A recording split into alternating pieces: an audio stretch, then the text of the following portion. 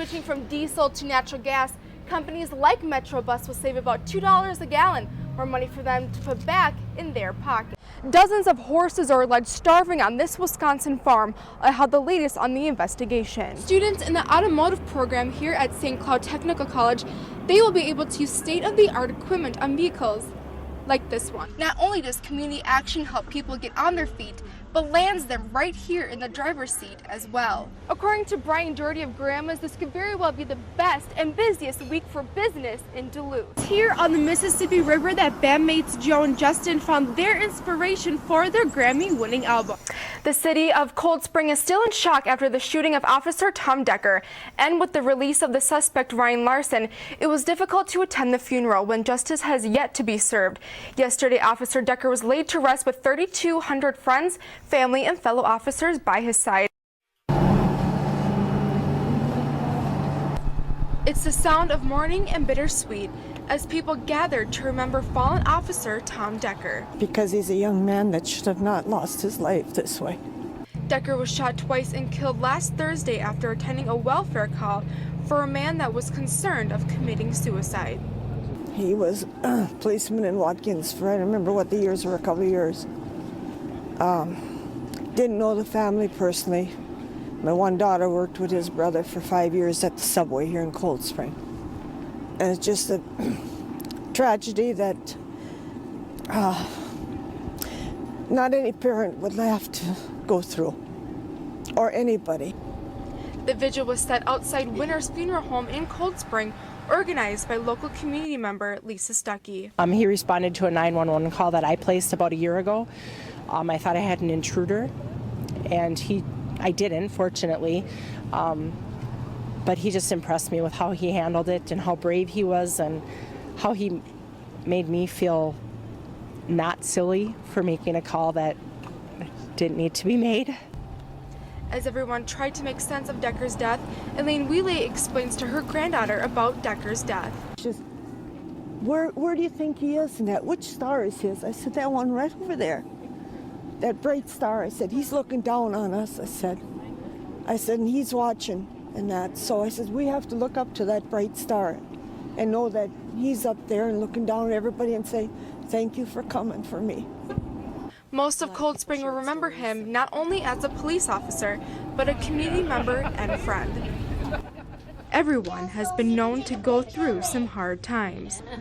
But for Cabrina Carlson, it becomes extremely difficult when a support system is scarce. Or not really having some support with family. Located on 5th Street in the Lincoln Park neighborhood is where community action calls home. I was in a place where I needed support. Being a single parent, needed to find more resources to better advocate for my family and myself. A nonprofit organization devoted to ending poverty. Anyone can come to community action. A lot of our programs are geared towards people who are struggling and working poor, barely making it paycheck to paycheck. For Cabrina, it was all about finding valuable resources and being a strong role model for her family. When I started, I became active and got in circles of support. Not everybody had the experience of parents who taught them about how to manage their money or how to practice getting a good job. You know, they learn through some good and bad experiences, and schools don't teach that a lot either. Not only does community action help people get on their feet, but lands them right here in the driver's seat as well. Well, it's a 2000 Chevy HHR. I just got it on June 12th, so it's been a little over a month. And then just being able to be in a place where even after having some of the debts paid off, wasn't really sure about, well, I have the debt pays off, but I don't have the credit built up again. And our Jumpstart car purchase program, which really helps people get into affordable cars that have low interest loans, that are highly fuel efficient. So now that Cabrina has a new car, she says her next step is to buy a new home for her and her girls. That's the next thing, is to work towards saving. In Duluth, Alyssa Chrisinger, KBGR 6 in Range 11. It's the first of its kind, a new conversion first seen by Minnesota and here in St. Cloud. We're just looking at the prospect of doing something cleaner, more environmental friendly.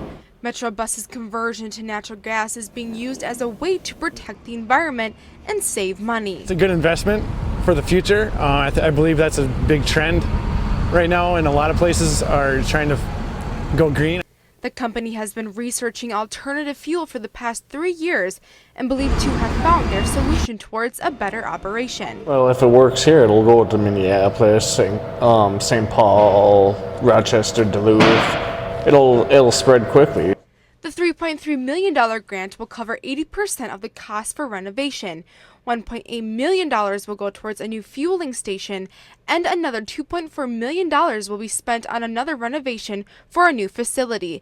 The other 20% will be covered by local capital dollars budgeted by Metrobus. Because part of our grant is upgrading our heating and ventilation systems for the building that was, this primary facility was built in 1985. Compressed natural gas is highly flammable, and because of that, we have to have a different ventilation system in the building where the buses are housed and maintained. By switching from diesel to natural gas, companies like Metrobus will save about $2 a gallon, more money for them to put back in their pocket. We currently have 10 New Flyer buses in our large bus fleet. This happens to be a Gillig bus, but New Flyer is 7 miles away from here. They're local. The new fleet of buses are expected to be ready by this time next year. Reporting from St. Cloud, Alyssa Chrisinger, UTVS News.